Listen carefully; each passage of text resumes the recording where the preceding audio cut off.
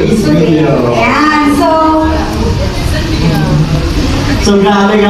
Feel mo ba dyan yung energy ng oo nga, taas ng energy ng ating mga audience ngayon. Tama ba? Mataas mga energy natin ngayon? Amen! Grabe. Natalo ba kayo? Amen!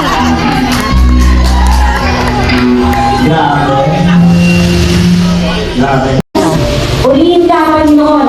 Maraming pong salamat, O Diyos, sa hapong ito, Panginoon, na inihadya mo, O Diyos, na patuloy po, Panginoon, ang event na ito, kung saan, Panginoon, ikaw ay aming pararangalan, O Diyos, sa pamamagitan, Panginoon, hallelujah, ng pag-aaral, Panginoon, ng tungkol sa love, marriage, courtship, and dating, O God, na ito po ay patungkol sa isang makadiyos, Panginoon, na relasyon na nagmumula sa iyo, Ama.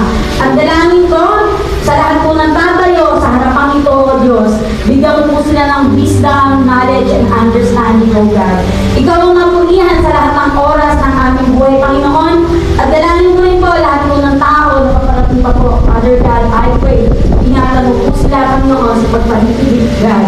At nawa, ilang Diyos, hallelujah, hallelujah, hallelujah, Shikara Bakhay, Dakila Kao Diyos. I pray, Father God, hallelujah, mula sa umpisa hanggang sa katapusan ng Panginoon ng programa ito, ikaw ang mataas, mapurihan, O God. We will bless you and honor you, O God, until the last day of our life. And I pray, Father God, hallelujah, hallelujah. Panginoon, muli, Father God, hinihingi ko po, Panginoon, yung pagsama mo sa buong panahon ng event na ito, Ama. Maraming po salamat. Binabalik ko po ang lahat ng papuri sa pangalan ni Jesus. Amen. Haliligan mo na bang kumuha natin mga audience? Wow! Yung mga nagkagandahan! So, magtatanong tayo. Sino ang representative ng magaganda dyan? Ayan. Ito, may beauty. Magaganda raw Ate Susan ikaw. So, para sa inyo. Si Lindian daw, si Lindian. So, for you and what does love means to you? What is love? What is love? Ayan. Sino po?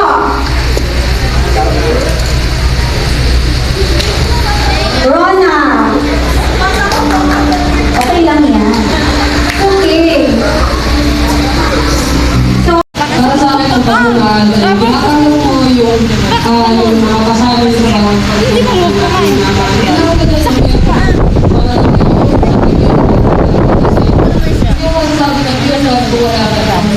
ayan. Para sa akin ang pag-ibig ay yung cross. So, pag nakita ko yung cross, damang-damang ko yung pagmamahal because the cross for me is the loudest.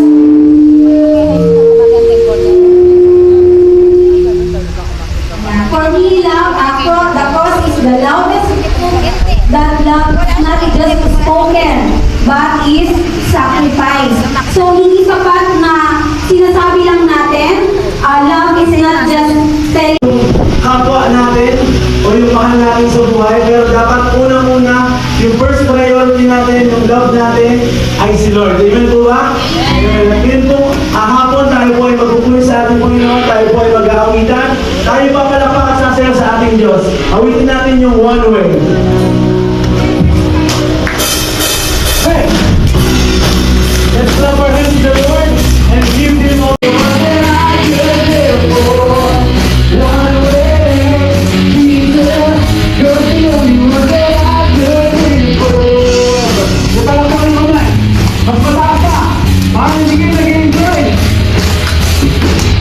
You were always there.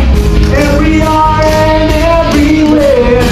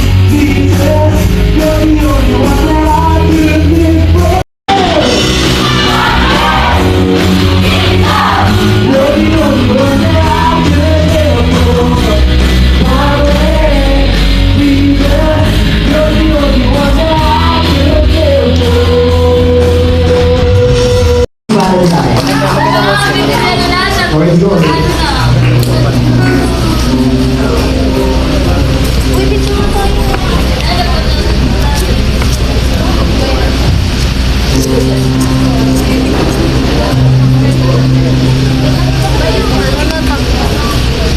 sorry po.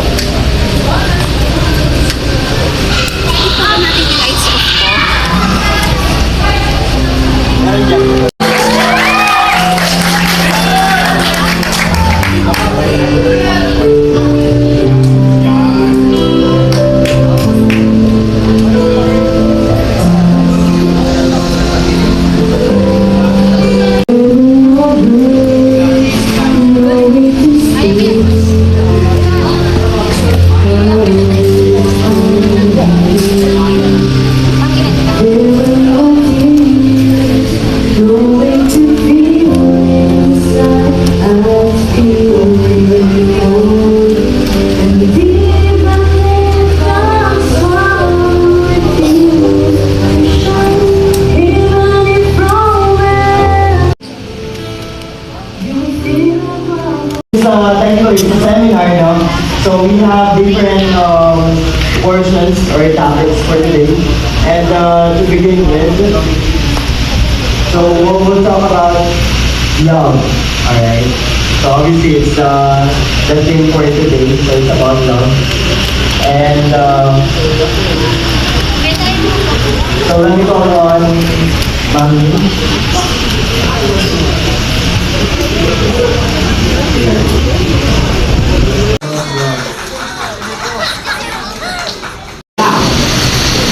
Someone's definition of love is buying things for me, taking me out. But there has been great people that have defined love their own way. And I want us to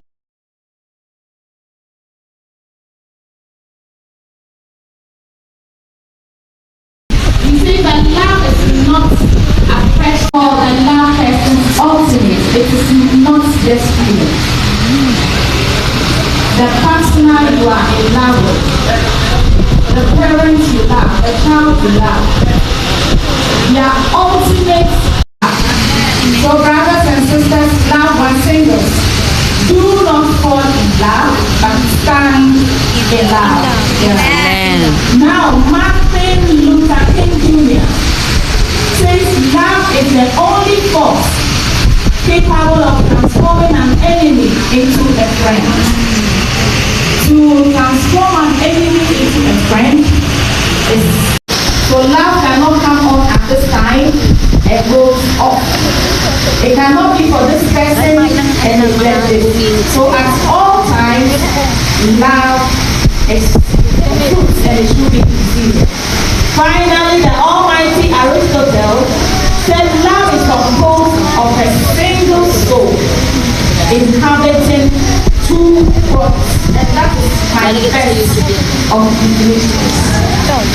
It comprises a single soul in two different worlds because it takes two to tango. So, if we are in love, we are all one, but we live in two different worlds. Let's go on. So now that these people have defined what is the biblical definition of love, we are Christians. So what is love? The Bible directs us to 1 Corinthians chapter 13, verse 4 through to 8a. As you can see, it tells us about love is patient, love is kind, what we call the storm, family affection, that is parents and child love. Every parent loves their child, and every child loves their parents. So that is it, and includes relatives. Nana, Kakai, Lola, Lolo, we all have love. That is stop. The true love is selfless.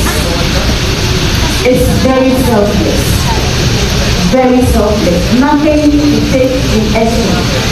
True love is willing to stay and sacrifice. So if the guy loves you, is willing to stay and sacrifice for you. If the woman loves you, is willing to stay and sacrifice for you. A married couple in the home, true love is willing to stay and sacrifice. Then again, true love helps both of them to grow. Remember I said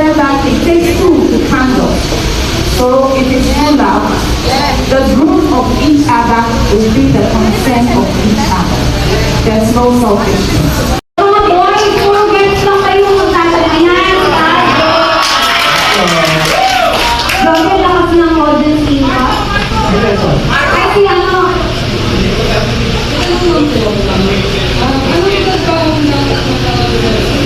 Okay, what is the most appropriate age to have a relationship?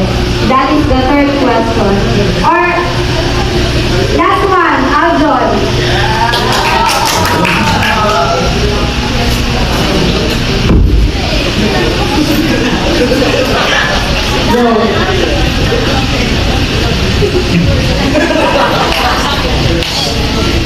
Kaya mo malalaman na miligat yung sa relationship. When or how will you know if that one person is the right one for you? If that person is already the will of God for you. Yes. So I think that relationship or marriage is not for boys and girls. So if you are born with small p or you are a man with small m, you are a woman with small w, do not go into it. It's not nice getting into relationship very early. Are you ready to marry? If you are not ready to marry, no. And I'll add it that relationship that you date, then you cost for 5 years, 10 years. What are you doing? PhD holder in relationship? No. The more you stay in it, if you are not. So, I think that's the time na pwede ka na or magtinanda ka na sa isang relationship as boys and girls.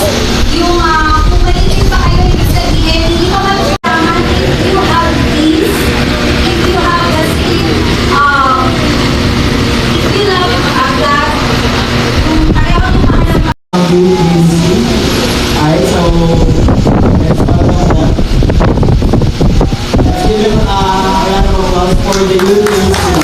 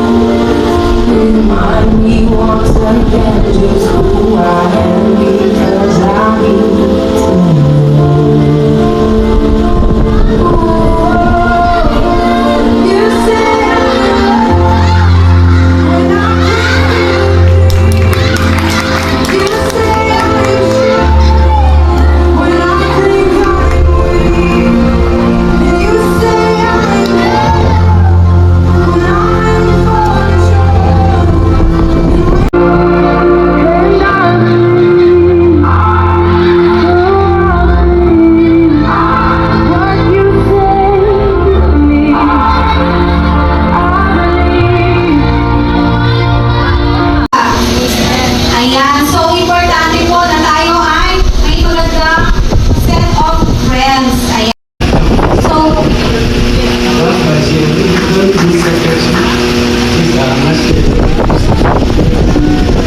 So, as you were sharing, hindi mabuting asawa. the moment the wine got to the table, the men, some of the men were in a hurry to take it without looking at the ladies. So, simula daw mong inilapag, pagkalapag nung bote ng wine sa lamesa, hindi na sila nagpatumpik-tumpik pa. When mommy was bringing the other things for little talk, I have to assist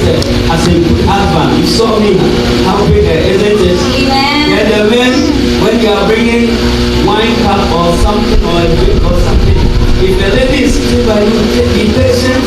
Make sure the lady is set. I'm looking at question. So, Matinas. Let's read one scripture from Proverbs chapter 18, verse 22. So, tayo ay magbasa ng isang scripture sa Proverbs or Tungkol-saan, Kabanata 15, versikulo 17. Okay, so let's read for us. Proverbs chapter 18. There are a lot of scriptures. Findeth a good thing and obtaineth favor of the Lord. Amen. So, sino ba yung may Tagalog Bible exam para mabasa po natin sa... So, ang makakahanap ng isang asawang babae ay isang mabuting bagay. At makakuha ng pabor mula sa ating Panginoong Diyos. Amen. Amen. Now, if those who are contemplating marriage will not have this trouble, that is those who are thinking about marriage and so I said before marriage, but it can lead to healthy Sirain mo. Sirain mo, hindi sirain mo. We are three ways in which water can end. Either into marriage Anong gagawin? or a healthy. When it is healthy separation, you are not hurt. Basahin mo yan. But when it is unhealthy separation, Question and then answer you and are not question. Kapag kayo ay naghiwalay ng Walang maayos, question. so okay lang, di ba? Walang no hurt feelings. Pero kapag kayo ay naghiwalay na Uchi. hindi kayo in good terms, so sabihin natin, do of Christ in the house of mercy. Things to do when called, things that you are ano daw yung mga kailangan gawin kapag Meaning, when you are not married, kapag hindi ka pa kasal, are you allowed to have sex or not? pwede ka bang makipag-sex o hindi? So I will give a straightforward answer. Diretsuhin ko po kayo. It is no. Hindi. So sex out of the marriage is a sin for God. Kasalanan po ang mag-sex na hindi pa kinakasal. Amen. Your body that you have.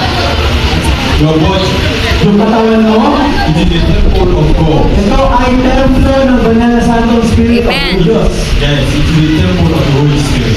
Templo ng banal na Santong Espiritu. So when you are practicing sex out of the marriage, Kapag ginagawa mo yung pakikipagtalik ng hindi pa kasal, you are defining or destroying that body. sinisira mo yung katawan mo. Amen. Amen. So it is not a good thing. Sa kaya hindi siya nararapat. Amen. Patapan natin si Elder Maran ko, parang si Sige po, ako daw po pumili. Both. Kailangan dalawa. Kabilaan dapat. Ano sa palagay niyo?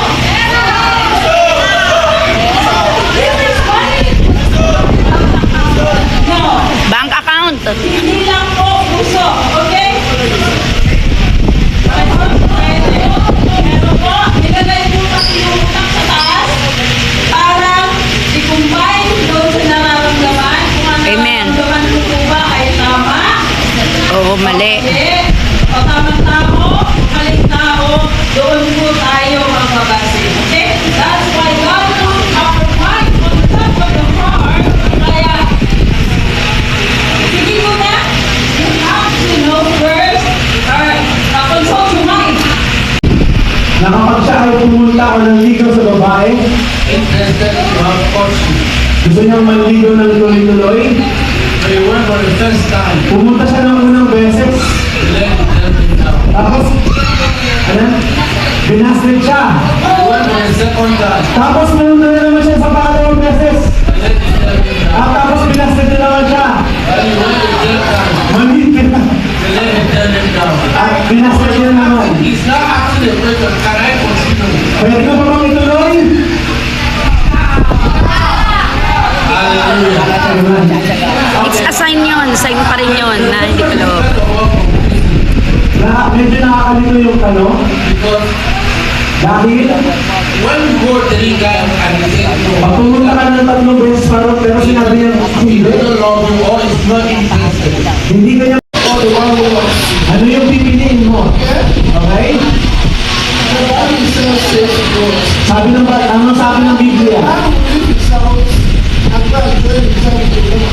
iwanan ng lalaki ang kanyang tahanan. Bible also says the word that man should love his wife. Kailangan mahalin ng The man lalaki who should love a woman. ang babae. First, Una, so only an answer. ano yung sagot ko? Should be the man should A horse to the riverside. Pwede kang magdala sa ilog ng horse. When you take a horse to the riverside, Magdala ka ng horse sa ilog. you can't force the horse to drink the water. Hindi mo pwedeng pilitin na uminom ng tubig ng horse. Bible is white. Matalino ang Biblia. He said, man, Sabi niya, love your wife. lalaki, mahalin mo ang iyong asawang babae. So it means that by the time a man is proposing love to you, Ibig sabihin, kapag nagpo-propose na yung lalaki ng pag-ibig niya, even if you love the man, kahit na mahal mo pa yung lalaki, you can be the woman. ikaw yung babae,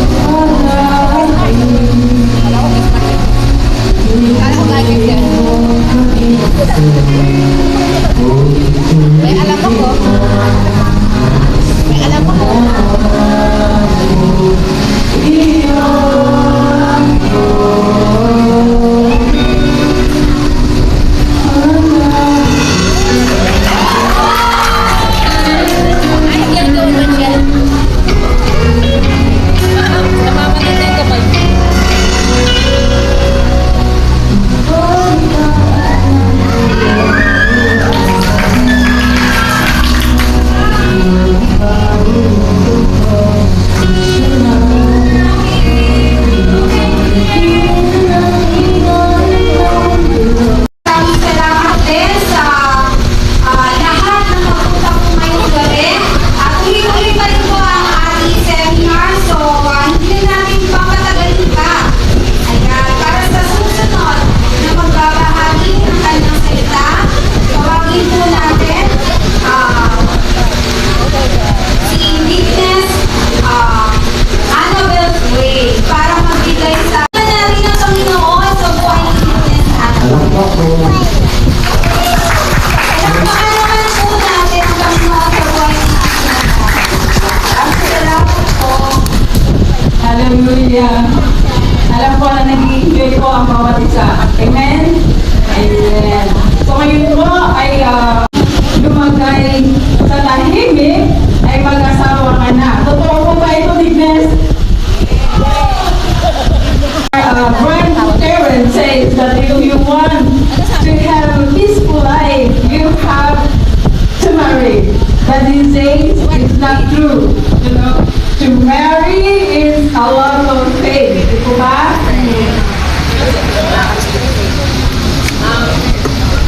Pero si Mara, mag-asawa mo na. May mag-asawa yung bigla.